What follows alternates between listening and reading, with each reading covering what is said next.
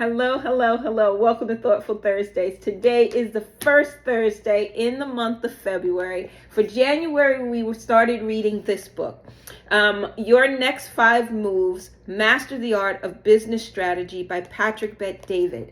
I haven't finished reading the book, but we are in a new month, so I will introduce some other books that I'm going to start reading and start talking about.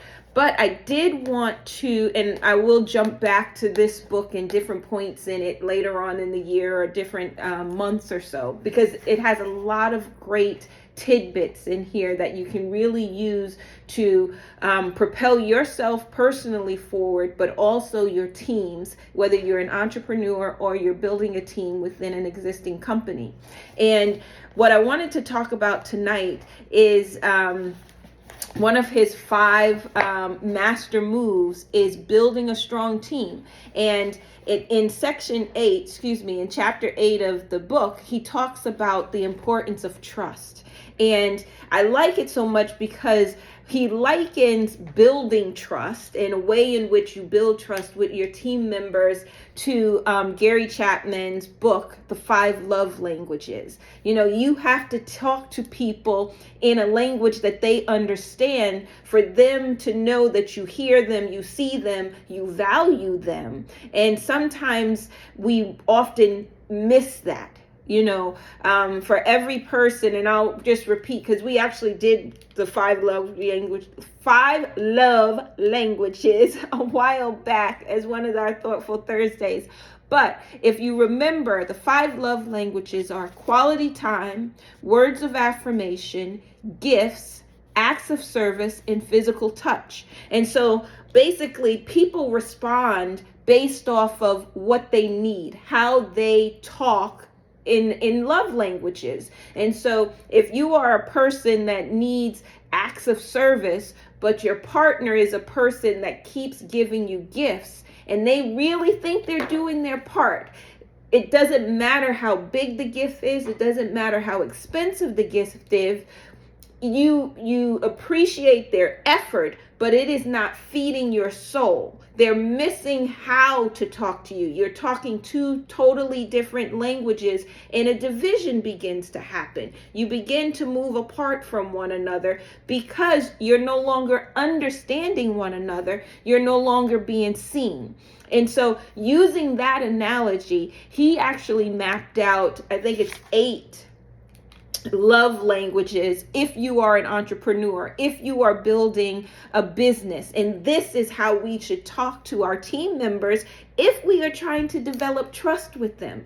I would say it's how we need to talk to one another if we are trying to develop trust with anybody that's in our circles of influence. And so, and he prefaces by saying you want to ask each other these 5 questions. What makes this person tick? So if I'm engaging with another person and I truly want to create a relationship with them, a trustworthy relationship with them, I have to understand them. They have to understand me. So what makes this person tick? How does this person want to be loved? How does this person want to be appreciated, respected, thought of? What makes this person feel appreciated? What is the most effective way that I can show that I care? And then 5, what action will best land on this person? Meaning, it doesn't matter how many things you do. If you do the wrong thing, it hasn't landed on that person in a way in which they can receive it and feel as though you've heard them, feel as though you appreciate them, feel as though you have seen them. And so the 9 languages that he maps out, and I really want to put those languages out there because it's ironic. We did our 360-degree performance reviews this week, and it's resonating with me as a leader. Am I doing what is necessary to make my team members feel loved, to make my team members feel as though I value them, to make my team members feel as though I have their back and they can trust me not only with their career, but they can trust that I am going to help assist them in everything that they do? They can trust me to lead them to another space and time in the company and in their careers, so that they can therefore take care of their families or whatever it else is that they hold as a priority. And so the 9, love languages of an entrepreneur. You have to make sure that some people, they want to feel needed. Some people want recognition. Some people want praise, and he goes on to say that praise can happen in 3 different ways. Some people want private praise. Some people seek public praise. Some people want a type of praise that behind their back. And let me explain that. You recognize people behind their backs when you praise them to others when they're not present. So it doesn't matter if you do it publicly or privately. Some people just want you to talk well of them to other people. That's how they know that you do value them, because you're giving them respect when they're nowhere around to be seen. And therefore, that's how you're not looking for anything in return. 4, I need clear direction.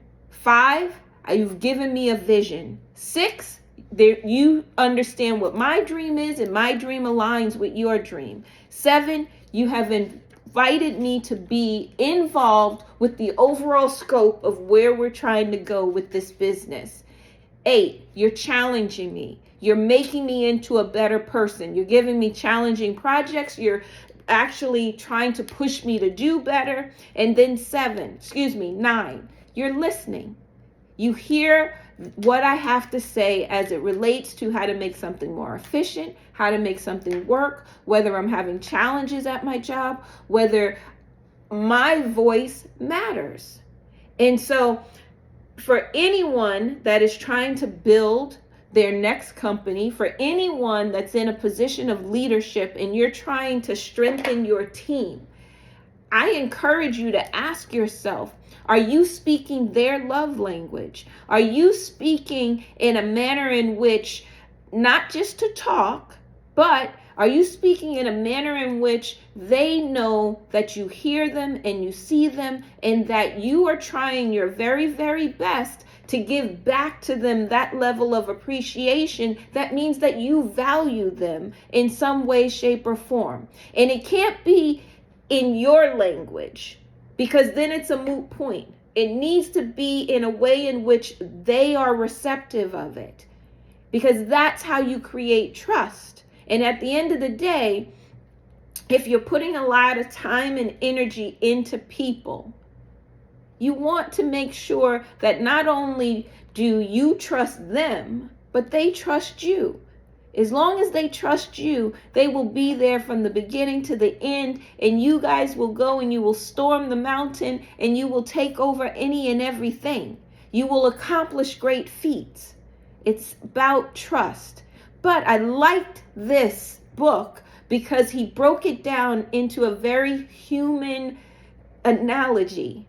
Are you speaking the same language? Are you speaking the same love language to your team members, your employees, and those that are around you, so that they trust you enough that you can lead them to establish and create and do extraordinary things? The moment that we break down in trust is the moment that we become, what would you say, on 2 different paths. And when you're on 2 different paths, it doesn't matter how great your skill sets are. It doesn't matter how much resources you have. You're not aligned towards attacking the same goal, and therefore you won't achieve it. So I hope this was helpful for you. In the coming months, we're also going to read this book, The Richest Man in Babylon. Again, it's just a book that I saw, and I thought maybe I'd get it because it was so exciting. It's about the most inspiring book on wealth ever written. I don't know if that's a true statement, but we're going to start reading it. And then this one just looked kind of fun. So that's why I got this one. Rick Ross, The Perfect Day to Boss Up. And if you guys are reading this book, there's a chapter in here where he's like, study mobsters, The Godfather, you know, all that different type of thing. And this right here resonated with me when... this book resonated with me when I read that particular chapter in here. And basically, when he was saying study mobsters, it's because they have to figure it out. They are some of the most strategic business partners or businessmen that have ever existed, or business women. There are many business women that are also mobsters and part of that whole world. And we're not saying go out and do illegal things, but we're saying there is a certain mastermind, strategic mind involved with organizing, selling, distributing certain things that a mobster would do. And it's more exciting to think about too. How do I extrapolate some of their skill sets into how I run a business and do things incredibly powerful?